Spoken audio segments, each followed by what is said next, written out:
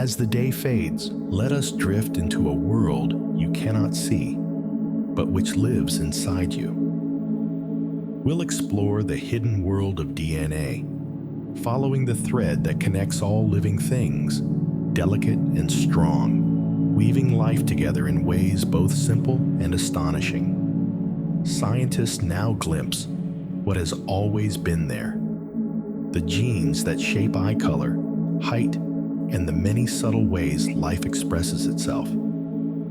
They trace lines shared across species, stretching back millions of years. What was once invisible has become a quiet, wondrous story written in code. Inside every cell of your body lies a secret language, written in just 4 letters, the chemical symbols that compose every instruction of life, quietly shaping life for billions of years. From the tiniest microbe to the largest whale, from towering redwoods to delicate butterflies, DNA works silently, building, repairing, guiding, carrying instructions from one moment to the next, long before anyone could see its spirals. Let's begin. 6 feet of code packed into a space smaller than a dust speck.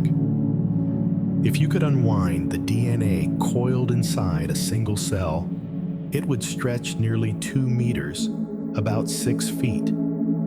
Yet this entire molecular thread lives inside a nucleus so small you'd need a powerful microscope just to glimpse it. The nucleus measures only about 6 micrometers across, 1/1000th of a millimeter, smaller than a grain of pollen. How does nature fold something so long into something so small? Through elegant spiraling, loop upon loop, like the world's most intricate origami. The engineering is astonishing. DNA doesn't simply crumple randomly into the nucleus. It wraps around protein spools called histones, then coils again into higher-order structures, condensing without tangling. This compression is necessary. Without it, your genetic information couldn't fit inside your cells. But the paradox remains beautiful. Something vast, made invisible through perfect architecture. What makes this even more remarkable is the accessibility. Despite being packed so tightly, the cell can still read specific genes whenever needed, unwinding just the right section at just the right moment. It's like having a library of thousands of books compressed into a space smaller than a poppy seed, yet being able to instantly open to the exact page you need. Engineers studying DNA packaging are now mimicking these principles for data storage technology. If we could pack information as efficiently as cells pack DNA, every movie ever made could fit in a container the size of a sugar cube. Nature solved the ultimate compression problem 4 billion years ago, and we're still trying to match it. DNA is constantly breaking and fixing itself. Your DNA doesn't sit peacefully in your cells. Right now, it's under constant assault. Thermal energy from body heat alone causes about 5,000 purine bases to spontaneously pop off your DNA every single day in every cell. Ultraviolet light, cosmic rays, free radicals from normal metabolism, even the water molecules surrounding DNA, all create damage continuously. A single human cell experiences roughly 70,000 DNA lesions daily. What's miraculous is that you're not dead. Your cells deploy armies of repair enzymes that patrol DNA constantly, finding and fixing damage before it becomes permanent. These molecular machines unzip the helix, cut out damaged sections, rebuild them using the opposite strand as template, and seal everything back together. Millions of repairs happening simultaneously across your body every moment. When repair systems fail, cancer often follows. Many chemotherapy drugs work by overwhelming these repair mechanisms, breaking DNA faster than cells can fix it. But the flip side is profound. You exist because of an endless, invisible war between damage and repair happening in every nucleus. Life isn't a stable state. It's a precarious balance, maintained by molecular maintenance crews working without rest, without your awareness, keeping the code intact against entropy's constant erosion. You are not a fixed thing, but a continuously maintained pattern, rebuilt constantly at the molecular level. The you of yesterday is not the you of today, not because of new experiences, but because your DNA has been damaged and repaired thousands of times since you woke up. Identity persists, not through unchanging essence, but through relentless reconstruction. DNA unites all living things. You share approximately 50% of your DNA with bananas. This fact often surprises people, but it reveals something profound. All life on Earth descended from a common ancestor. The DNA genes that regulate basic cellular functions, how to build proteins, repair damage, generate energy, are so ancient and so essential that they've been conserved across billions of years in countless evolutionary branches. The overlap continues across the living world. You share about 60% of your DNA with fruit flies, those tiny insects buzzing around overripe fruit. Around 85% with mice, which is why they're so valuable in medical research. Even rice, a plant separated from animals by over 1 billion years of evolution, shares roughly 25% of its genes with humans. These shared sequences aren't coincidental. They're the toolkit of life itself, refined over eons. What this means is that the code of life is not infinitely variable. It's conservative, efficient, reusing successful solutions across wildly different organisms. The same genetic instructions that help your cells divide also guide the growth of a tree. The genes that sense light in your eyes have distant relatives in plants turning toward the sun. Beneath the staggering diversity of living forms lies a common language, quietly spoken by all. Every living thing carries a trace of the same ancient pattern. Across forests, oceans, and cities, life repeats its quiet rhythm, building, repairing, reaching for the light.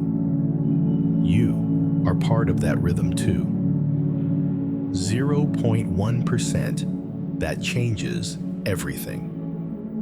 Every human on Earth shares 99.9% of the same DNA sequence. Out of the 3 billion base pairs in the human genome, only about 3 million differ between any two individuals. That final 0.1% accounts for all the variation we see. Height, skin color, facial features, susceptibility to disease, even aspects of personality and temperament. This tiny sliver of difference is both humbling and astonishing. It means that genetically, all humans are nearly identical. The variation between two strangers is vastly smaller than the variation between humans and chimpanzees, our closest living relatives. We are, quite literally, one family, branches of a single tree that diverged only recently in evolutionary time. Yet within that 0.1%, extraordinary diversity unfolds. A single letter change in DNA can shift eye color from brown to blue. A handful of variants influence whether someone is tall or short, musical or tone deaf, quick to laugh or slow to trust. These minuscule differences ripple outward, shaping lives in profound ways. The smallest changes can echo the loudest. Out of 3 billion letters, only a few million differ. And yet, those few differences shape who we are. Still, the majority of our code is shared, whispering that humans are far more alike than we often realize. Grapes have more genes than humans, around 30,000 compared to our approximately 25,000. This surprises many people who assume genetic complexity should match organismal complexity. But evolution doesn't work that way. More genes don't necessarily mean more sophistication. They often mean more specialization or redundancy for specific challenges. Plants face unique survival pressures. Rooted in place, they cannot flee from threats. Instead, they've evolved vast genetic arsenals to produce defensive chemicals, respond to temperature shifts, and survive drought or flood. Grapes, for instance, synthesize complex compounds to resist fungal infections and deter insects. Each of these defenses requires genes, and the accumulation over millions of years has resulted in genomes larger than ours. This teaches a humbling lesson. Size isn't everything. Elegance and efficiency sometimes matter more than raw quantity. The human genome may be smaller than a grape's, but it contains the instructions for consciousness, language, and art. The code itself is less important than how it's read, expressed, and folded into the fabric of life. The same blueprint for very different limbs. The genes that form a human arm also build a whale's flipper and a bird's wing. This discovery, one of the most beautiful in evolutionary biology, reveals the deep homology underlying all vertebrate limbs. Despite their radically different appearances and functions, all are variations on the same basic skeletal pattern. One bone, two bones, many bones, and digits. The genetic instructions are remarkably conserved. What changes is not the genes themselves, but when and how they're activated during development. Subtle shifts in timing, expression levels, or regulatory signals can transform the same genetic toolkit into a grasping hand, a swimming fin, or a flying wing. Evolution is less like inventing from scratch and more like improvising with a standard set of instruments, creating endless variations from the same underlying score. This principle extends throughout biology. The same genes that build insect legs also pattern vertebrate limbs. The genes controlling eye development in humans are similar to those in fruit flies, even though our eyes evolved independently. Life does not constantly reinvent the wheel. It repurposes, tweaks, and recombines ancient solutions, producing staggering diversity from a conserved genetic foundation. Beneath the diversity of life lies a shared genetic toolkit. The same genes that sculpt a human hand also shape a whale's flipper or a bird's wing, demonstrating that evolution works by reusing and repurposing the same instructions. The differences we see are the result of subtle shifts in timing and expression, showing that variety emerges not from entirely new code, but from the clever editing of ancient blueprints. Some people see pictures in their mind, others don't. Some people can conjure vivid mental images, seeing faces, places, or objects in their mind's eye with photographic clarity. Others experience aphantasia, a complete inability to visualize, thinking entirely in words, concepts, or abstract patterns without any visual component. This difference appears to have genetic components, with aphantasia running in families. The genes involved likely affect how visual processing regions in the brain activate during memory recall and imagination. For most people, remembering a face or imagining a sunset activates the visual cortex similarly to actually seeing it. In people with aphantasia, these regions remain quiet during imagination. Their DNA may wire the brain differently, creating thought processes without internal imagery. What's fascinating is that people with aphantasia often don't realize others actually see mental pictures. They assume "imagine an apple" is metaphorical. Similarly, visualizers can't comprehend thinking without images. Your genetic wiring shapes not just what you think, but how you think, the very texture and medium of consciousness. Two people can solve the same problem using completely different cognitive machinery, determined partly by DNA. This raises profound questions about subjective experience. If your genes determine whether thought appears as pictures or abstractions, what else about consciousness is genetically variable? Does music sound different depending on auditory processing genes? Do emotions feel different based on neurotransmitter receptor variants? The code may shape not just bodies, but the quality of inner experience itself, making each person's consciousness a unique genetic creation. The warrior DNA gene that influences aggression. A variant in the MAOA gene, nicknamed the warrior gene, affects how the brain breaks down neurotransmitters like dopamine and serotonin. People with the low-activity version of this DNA gene may be more prone to aggressive behavior, but only if they experienced childhood trauma or abuse. The DNA gene alone doesn't determine destiny. It creates vulnerability that environment either triggers or leaves dormant. Studies show that individuals with this variant who had stable, nurturing childhoods show no increased aggression.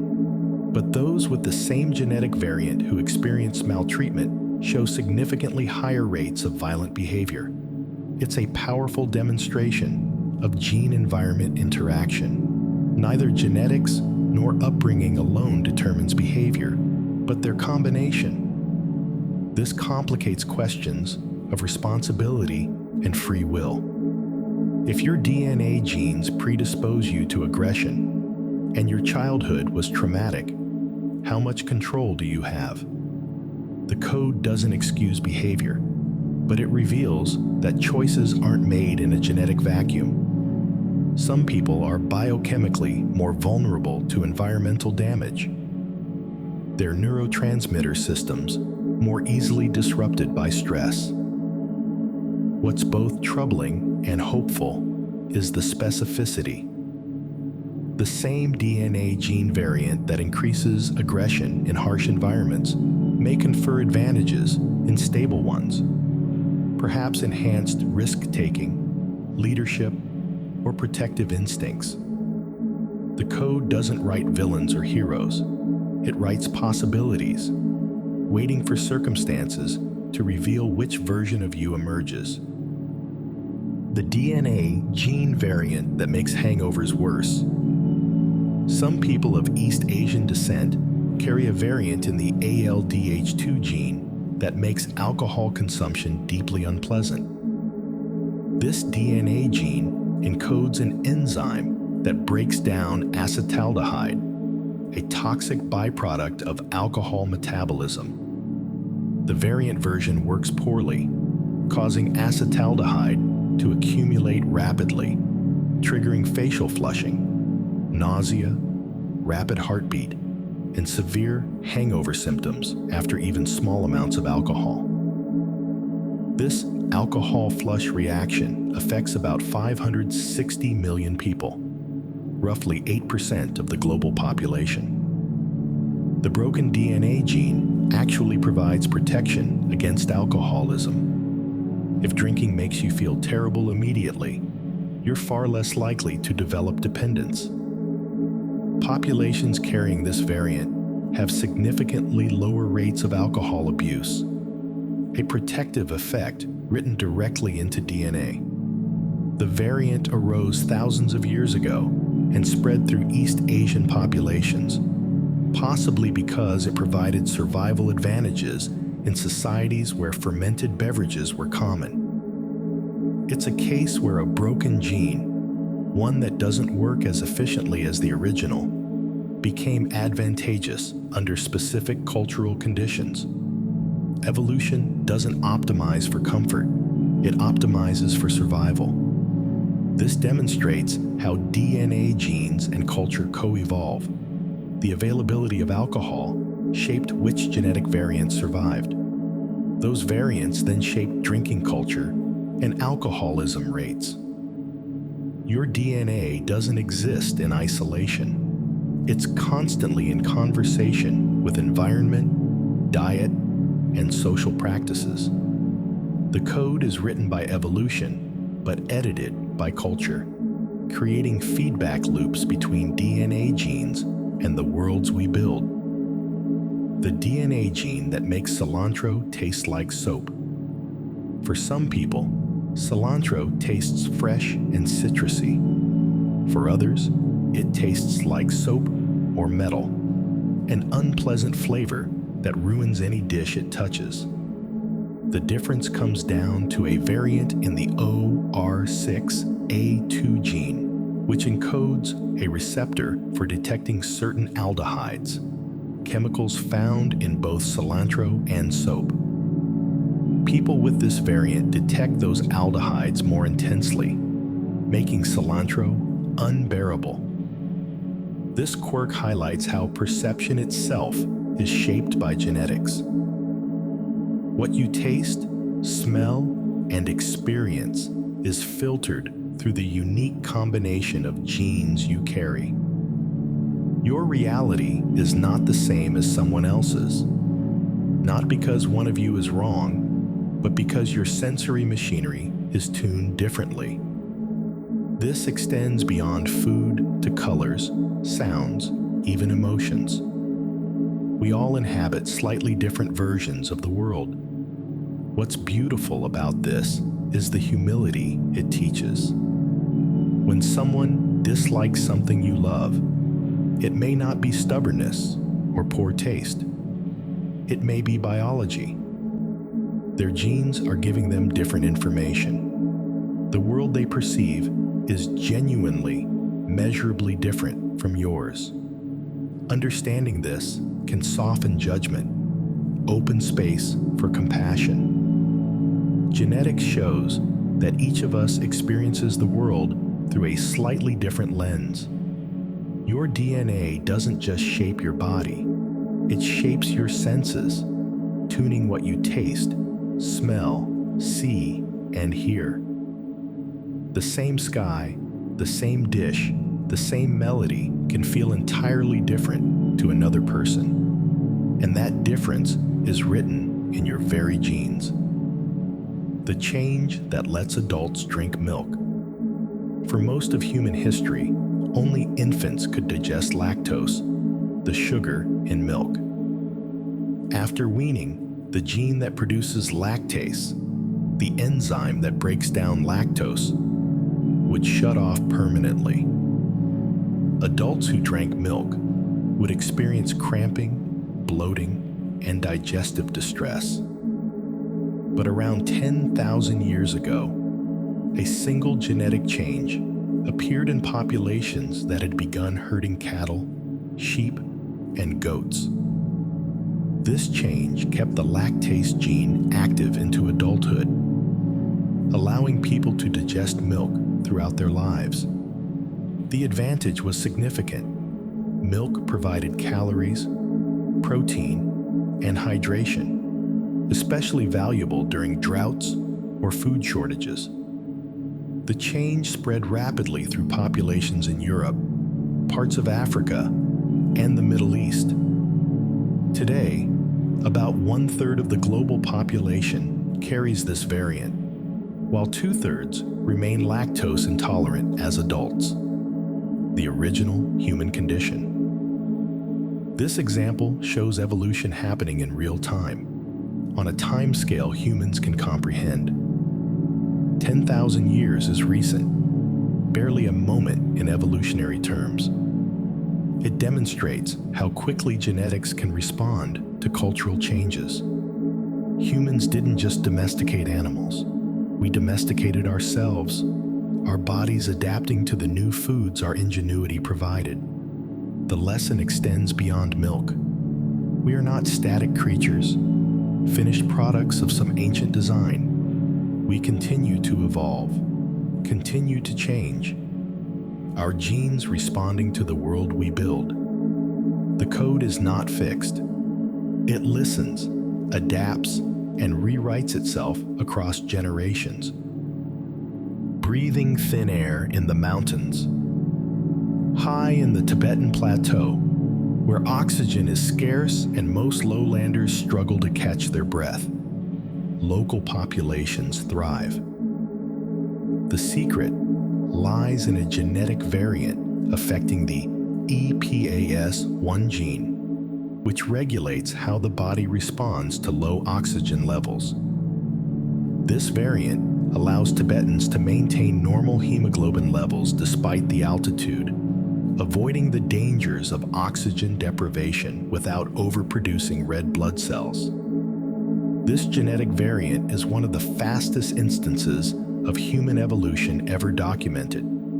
Genetic analysis suggests it became widespread in Tibetan populations within the last 3,000 years, extraordinarily rapid for natural selection. Interestingly, scientists discovered that this variant may have been inherited from Denisovans, an extinct human relative. Ancient interbreeding left modern Tibetans with a genetic gift perfectly suited to their environment. The story illustrates how adaptation is both innovation and inheritance. Sometimes, evolution creates new solutions from scratch. Other times, it borrows from the past, reviving ancient variants that lay dormant for millennia. The code remembers, storing possibilities that may prove useful in unexpected futures. For those living at high altitude, this genetic variant is invisible, taken for granted, just the way their bodies work. But it represents something profound, the continuing conversation between organism and environment, between challenge and response, written into the genome across generations. Life does not merely endure harsh conditions, it finds ways to make them home. Your unique genetic signature. Each person carries 100 to 200 unique genetic variations that aren't found in their parents.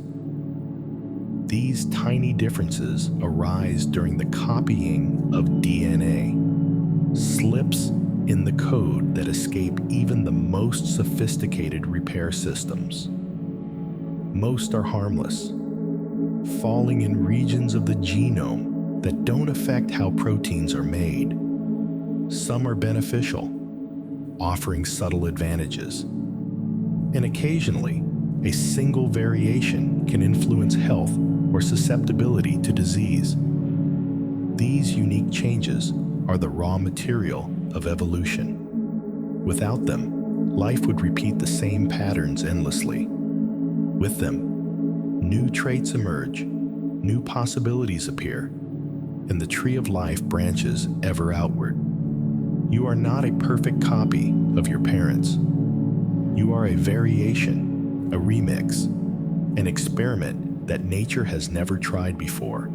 Consider how recent some of these variations are. Red hair emerged only 6,000 to 10,000 years ago from a single change in ancient Europe. Blue eyes arose similarly, the result of a variation near the Black Sea. Across humanity, the diversity we see, hair texture, skin tone, facial structure, has all arisen in the blink of an evolutionary eye, from minute differences in the code. Every human carries a living record of these variations, the accumulated experiments of countless generations. You are not fixed. You are a process, a shifting pattern, a conversation between the past and the future, written in 4 chemical letters. Your unique genetic signature makes you one of a kind, yet part of a vast, shared story. When identical twins diverge. Identical twins begin life with the same DNA. Formed when a single fertilized egg splits into 2 embryos. For years, scientists assumed they remained genetically identical throughout life. But recent research reveals that twins slowly diverge. Genetic variations accumulate after conception, some in the womb, others during childhood and beyond. By adulthood, identical twins may differ by dozens or even hundreds of tiny differences. These differences help explain why identical twins, despite their similarities, are not truly identical. One may develop a disease the other never faces. One may age differently, think differently, even look slightly different as the years pass. Environment plays a role, but so do these small, random variations that arise independently in each twin's cells. This finding challenges the idea of genetic determinism. Even when 2 people start with the exact same code, randomness intervenes. DNA is not a rigid script. It's a living document, edited and annotated as life unfolds. What you inherit is only the beginning. What you become depends on countless tiny changes, each one nudging you slightly away from the path your twin, your sibling, your ancestor walked. Your genome is a living story, rewritten bit by bit, with every cell division, every environmental influence, every subtle variation. Even identical twins drift apart at the molecular level, showing that DNA is not a fixed script, but a dynamic record of life's unfolding. Who you are is the product of these countless tiny shifts, each one nudging you along a path all your own. Some genes turn on only once in a lifetime, guiding development, then going quiet forever. These developmental genes act like molecular architects, orchestrating the transformation from embryo to adult. They direct cells to form organs, limbs, and structures with exquisite precision. But once their job is done, they fall silent, never to be activated again. One famous example is the HOX genes, master regulators that determine body segment identity during early development. They tell cells whether to form head, thorax, or limbs, creating the basic body plan. After this critical window closes, the HOX genes largely shut down. Reactivating them later in life can cause chaos. triggering cancers or malformations, which is why their silencing is so tightly controlled. What's poignant about this is the one-time nature of the performance. These genes exist in every cell, every day of your life, but most will never be read again after your earliest days in the womb. They are like sheet music played once in a grand concert, then carefully stored away, preserved but unused. Yet their single performance shaped everything you are. Some moments, like certain genes, exist only once. Developmental genes open brief windows, shaping the body in ways that cannot be repeated. Their one-time performance reminds us that change is often irreversible, and that even fleeting events can leave lasting marks, shaping who we become long after the window has closed. Resurrection. Plants that survive complete desiccation. Some plants can lose 95% of their water content, appearing completely dead for years, then revive within hours when rain returns. These resurrection plants have evolved genes that protect their DNA and cellular structures during extreme dehydration. Special proteins wrap around DNA like molecular blankets, preventing damage. Other genes produce sugars that form glass-like structures inside cells, suspending metabolism without destroying it. When water returns, these protective genes switch off, dormant genes reactivate, and the plant resumes photosynthesis as if it never stopped. The genome essentially has two complete programs, one for active life, another for suspended animation. The code knows how to pause itself, preserve itself, and restart, a genetic off switch that reverses death. These plants survive in deserts where rain might not fall for years. Their DNA has solved a problem most organisms can't: how to endure conditions that would shred normal cells, then return to life unchanged.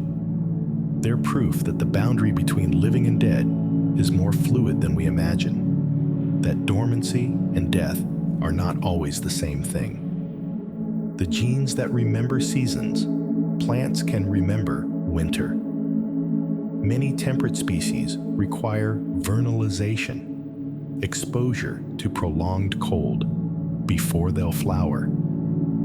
The DNA uses epigenetic marks to record that winter has occurred, silencing genes that prevent flowering. Only after weeks or months of cold do these marks accumulate enough to allow spring flowering genes to activate. This genetic memory prevents plants from flowering too early.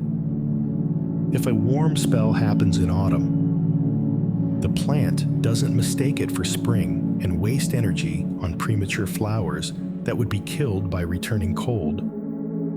The genome counts cold days, building molecular memory that only releases when genuine spring arrives. What's fascinating is that this memory is chemical, not structural. Methyl groups attached to DNA and histones. The information is stored but erasable, reset each year. The plant's genome acts like seasonal RAM, recording winter's passage, then wiping the slate clean for the next cycle. It's memory without a brain, written in the same code that builds roots and leaves. Bamboo's mysterious genetic timer.